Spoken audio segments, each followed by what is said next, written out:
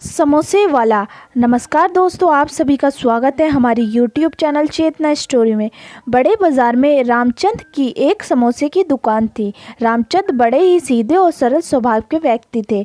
उनका एक बेटा भी था। दुकान के एक कोने में रामचंद्र समोसे तलते रहते थे और दूसरे कोने में उनके बेटा पैसे लेन देन का हिसाब करता था। दुकान के सामने एक बड़ी सॉफ्टवेयर कंपनी थी। कंपनी में दोपहर को जब लंच का समय होता था तो कंपनी के लोग अक्सर रामचंद की दुकान पर समोसा खाने आते थे। हुआ यूं कि एक दिन कंपनी के मैनेजर महेंद्र बाबू समोसे खाने आए।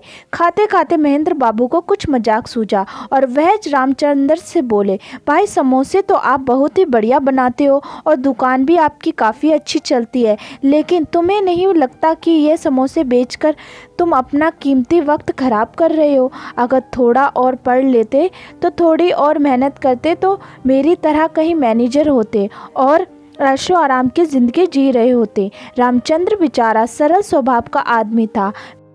वह बोला, मैनेजर साहब, आपकी और मेरे इस काम में बहुत फ़र्क है। आगे रामचंद्र बोला, आपको याद होगा आज से करीब 10 साल पहले आप इस कंपनी में एक जूनियर पद पर आए थे। उन दिनों आपकी पगार 10,000 रुपये महीना थी।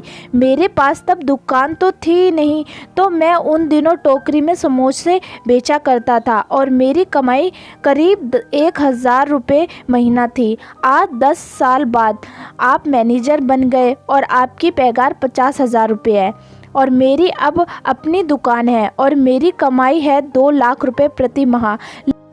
लेकिन चलिए, पैसा ही सब कुछ नहीं होता।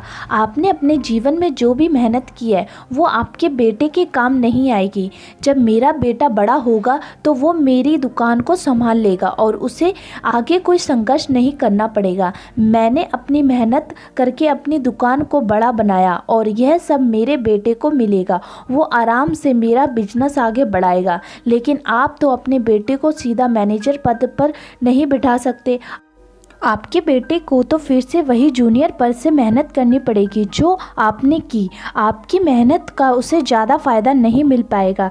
झेपते हुए वहाँ से महेंद्र बाबू बिना कुछ बोले समोसे के पैसे देकर वापस कंपनी रवाना हो लिए। दोस्त, इस कहानी में नौकरी और बिजनेस की एक तर्कसंगत तुलना की गई है। हम ये नहीं कहते कि नौकरी करना बुरा है। दरअसल नौकरी भी अच्छी है और अच्छाई बुराई तो हर काम में होती है, लेकिन बिजनेस नौकरी से कैसे उत्तम है यह बात इस कहानी में बताई गई है। अगर दोस्तों आपको हमारी ये कहानी अच्छी लगी हो तो कमेंट करना ना भूलें और हमारे चैनल को सब्सक्राइब करें। Thank you so much.